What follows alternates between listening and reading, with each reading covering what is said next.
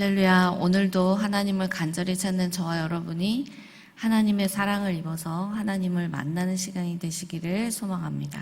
아멘. 오늘 말씀은 여호와의 절기 중에서 칠칠절과 나팔절에 대한 내용입니다. 어제 말씀에서 살펴봤듯이 여호와의 절기는 이스라엘 백성들에게 지키라고 특별하게 그 시기를 정해놓은 축제일이면서 이 단순하게 휴식이나 육체적인 쾌락을 위한 날이 아니라 영적 각성과 하나님과의 관계 회복을 위하여 하나님께 헌신하는 날입니다. 특별히 어제 나왔던 유월절과 오늘 살펴볼 칠칠절 그리고 내일 나올 초막절까지 이렇게 세 개가 여호와의 3대 절기입니다. 거룩한 안식의 날로 대대로 지킬 영원한 규례라고 여호와 하나님께서 나의 절기다라고 특별하게 말씀하신 이 이스라엘의 절기는 농사의 수확과 관련이 있다고 제가 지난번에 말씀을 드렸어요. 그랬었나? 기억 안 나시죠? 그래서 제가 다시 한번 반복해서 오늘 이 절기에 대해서 설명을 좀 드리겠습니다. 신명기 8장 8절에 보면은 가나안 땅에서 나오는 7대 소산물이 있어요. 밀과 보리, 2대 곡식과 함께 5개의 여름 과실이 있습니다. 포도, 무화과, 석류, 올리브, 대추야자입니다. 니산월 15일부터 21일까지 일주일은 누룩이 들어가지 않는 빵을 먹는 무교절입니다. 이 무교절 기간 중에 안식일 다음 날이 바로 초실절입니다. 초실절에는 갈릴리 북쪽의 게네사렛 평야에서 처음 익은 보리단을 베어서 예루살렘 성전에 바칩니다. 성전에 바쳐진 이 첫 보리단을 히브리어로 오메르라고 한다고 했어요. 15절에 나와 있듯이 이 초실절부터 7주 후에 있는 이 칠칠절의 절기까지 매일매일 하나 세어서 드리는 이 운명의 7주간이 시작이 되는 겁니다. 그래서 첫 번째 드리는 이 보리단을 오메르라고 한다고 했으니까 초실절부터 오메르 1, 그 다음날 오메르 2, 오메르 3 하면서 매일 곡식단을 하나씩 올려드리는 거예요. 그래서 오메르 49까지. 왜 이렇게 마음을 졸이면서 초실절부터 칠칠절까지 숫자를 세어가면서 곡식단을 바치냐면요. 이 7주 동안에 이스라엘에서는 비구름을 동반한 북서풍과 사막의 남동풍이 교대로 불었다고 해요. 저는 묵상을 할 때 이 칠칠절이 굉장히 좀 은혜로 다가왔습니다. 이맘때쯤에는 올리브 나무가 막 꽃봉오리를 맺기 시작을 하면서 이렇게 터지기 시작한대요. 그런데 북서풍이 그때 꽃봉오리가 터지는데 북서풍이 불면 큰일이 나는 겁니다. 이 시기에는 뜨겁고 건조한 사막의 남동풍이 불어줘야 그래야 올리브 꽃봉오리가 터져서 꽃가루가 바람에 날려서 주변에 있는 암술과 만나서 꽃을 활짝 피우게 되면서 수정이 되는 거예요. 이러한 상황은 그 다른 여름 과실, 포도, 석류, 대추야자 등 다른 과실에도 모두 적용하게 되는 것입니다. 그런데 아이러니하게 이맘때쯤에는 밀이 3분의 1 정도 익은 시기라고 합니다. 그래서 밀이 잘 토실토실하게 연결하려면 이 기간에는 차가운 북서풍이 불어야 된대요. 그렇지 않고 남동풍이 불면 밀의 수확량이 쭉정이가 돼서 많이 격감이 된다고 합니다. 그래서 비구름의 북서풍이 불면 여름 과실 농사를 망치게 되고 사막의 남동풍이 불면 밀농사를 망치게 되는 거예요. 난감하죠. 그럼 어떻게 해야 되는가? 이 기간 동안 이 농부들에게, 이스라엘의 농부들에게 가장 이상적인 날씨는 오메르 계수를 하는 첫째 주간에는 북서풍이 불고 나머지 6주 동안에는 남동풍이 불어야지 그 해의 농사가 밀도 잘 되고 올리브도 잘 된대요. 이 사실을 알게 되면 입구가 동쪽에 있는 이 성전의 구조를 생각할 때 성소 안에 왜 북쪽에 떡상이 배치가 되어 있고 남쪽에 왜 촛대가 배치되어 있는지도 알 수 있다고 합니다.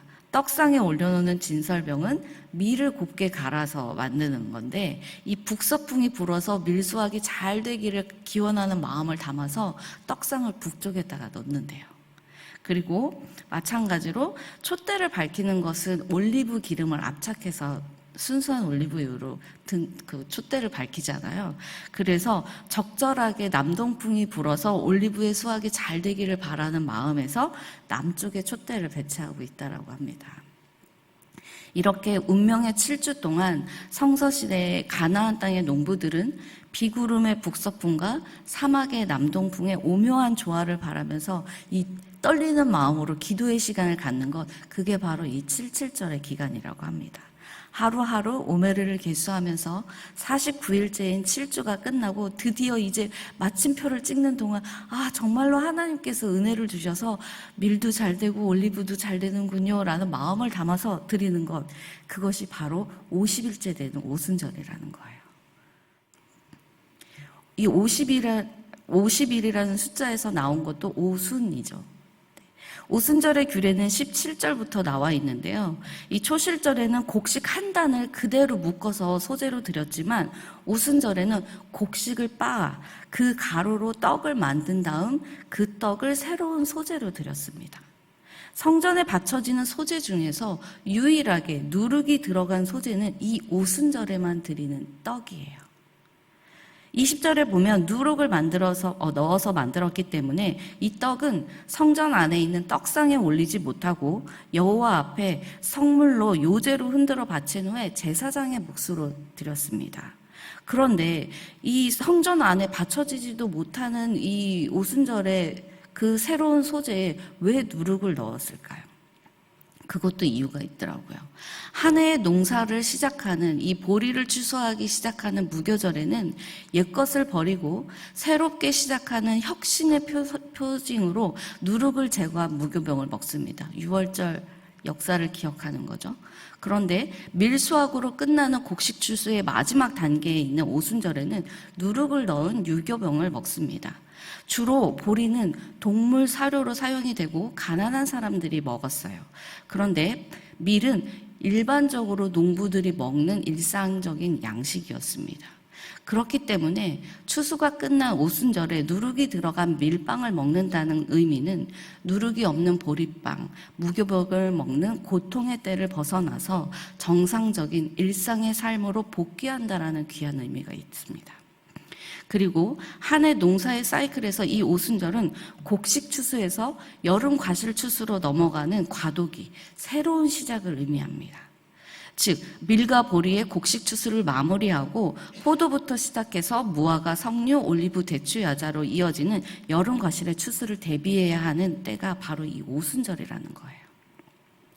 또한 18절부터 20절까지 기록된 것처럼 17절 행사 때 동물의 희생 제사를 드리는 것은 모든 기쁨의 축제에도 역시 희생 제물의 피가 있어야 하며, 비록 언약의 백성이라 할지라도 끊임없는 속죄와 헌신을 통해서 하나님과 화목한 관계를 유지해야 될 필요가 있음을 우리에게 말해주고 있습니다.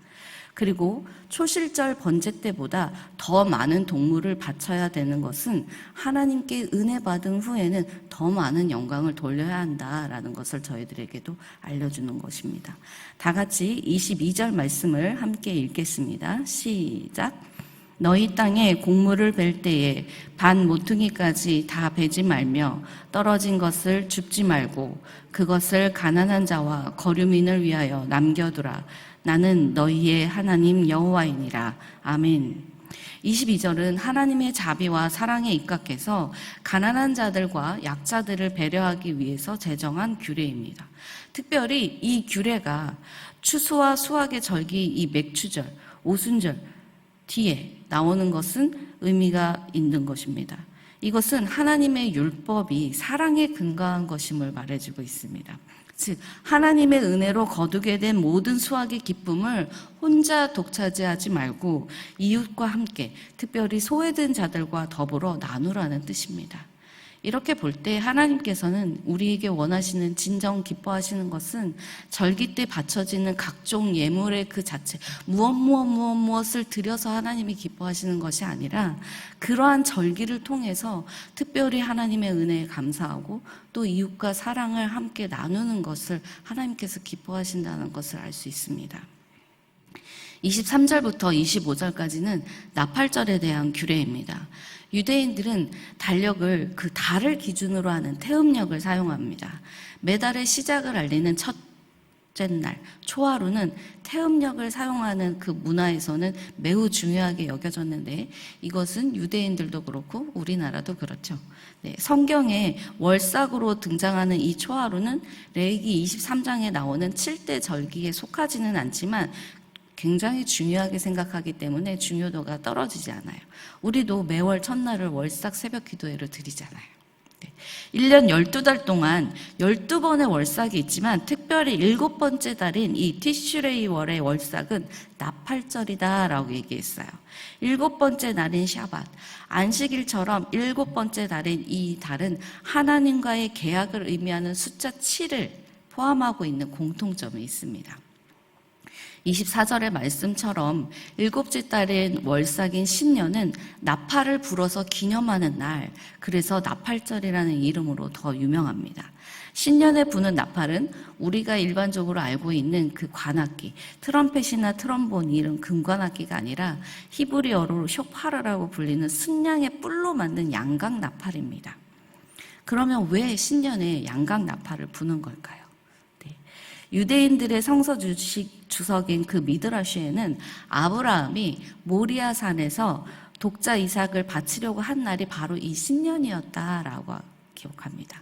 그래서 번제로 바쳐져야 될 이삭 대신에 죽은 그 순양을 기억하도록 신년에 순양의 뿔로 만든 양각 나팔을 분다는 것이 이 미드라시의 해석이에요. 그런데 이 양각나팔은 처음에 순양의 뿔로만 만들었는데 예수님 당시에 2차 성전시대 때에는 소의 뿔을 제외한 모든 동물의 뼈를 사용해서 만들 수도 있었대요. 그런데 왜 소의 뿔은 제외를 했냐면 하나님이 금송아지 사건을 기억하실까봐 소의 뿔은 제외했다고 합니다. 나팔을 부는 주된 목적은 나는 너희의 하나님 여호와다라는 사실을 기억하기 위해서라고 합니다. 그래서 그분 앞에 기억이 되고 구원받았음을 상징하는 것이며 여호와께서 이스라엘의 왕이심을 선포하는 것을 의미하면서 이 양각 나팔을 불었다고 합니다. 하나님의 새로운 날이 도래했다라는 것을 알리고 또한 기쁨으로 새날을 맞이할 것을 선포하기 위해서 새해 첫날의 나팔 소리는 일정한 간격을 두고 하루 종일 반복이 되었다고 합니다. 사랑하는 법한교회 성도 여러분, 그럼 우리는 어떻게 여호와 하나님이 나의 하나님이심을 고백하기 위해서 이런 특별한 절기를 나와 하나님이 약속을 하면서 드릴 수 있을까요? 오늘 하루 하나님 앞에서 잠잠히 이 질문을 가지고 자신만의, 나만의 고백을 드리기 위해 한번 깊게 묵상을 해보기를 권고드립니다. 저는 개인적으로 이 말씀들을 묵상을 할 때 빌립보서 4장 6절, 7절 말씀이 생각이 났습니다. 아무것도 염려하지 말고 너희 아랠 것을 하나님께 기도와 간구를 드리되 감사함으로 아뢰라고 하신 그 말씀이 저한테는 특별히 생각이 났어요. 그래서 나에게 주시는 물질을 허락하신 하나님의 은혜에 감사하며 하나님의 사랑하는 마음으로 이웃과 함께 나누면서 살다가 마지막 심판날에 예수 그리스도께서 다시 이 세상에 오실 때 나팔 소리가 울려 퍼진다고 했잖아요. 그 나팔 소리를 제가 꼭 듣고 하나님 부르시면 응할 수 있는 저희가 되기를 원합니다라고 기도드렸는데 그 고백이 여러분에게도 나만의 고백을 하나님께 올려드리는 오늘 하루가 되기를 간절히 소망합니다. 기도하겠습니다. 대대로 지킬 영원한 규례로 하나님의 절기를 우리에게 허락해 주신 하나님 참 감사합니다. 우리가 먹고 마시며 즐기는 안식이 아니라 하나님을 사랑하며 하나님 앞에 기도하며 예배하며 하나님을 섬기는 그 마음으로 똑같이 이웃과 함께 나누며 지내라는 그 하나님의 마음을 여호와의 절기를 묵상하면서 다시 한번 깨닫게 됩니다. 하나님의 뜻을 깨닫고 그 하나님의 마음을 헤아리고 그 하나님의 뜻대로 온전히 이루어드리는 저희가 되게 하여 주시고 저희를 통하여 이 땅에 하나님의 나라가 확장되게 하여 주시옵소서. 감사를 드리며 우리를 구원해 주신 예수님의 이름으로 기도드립니다. 아멘.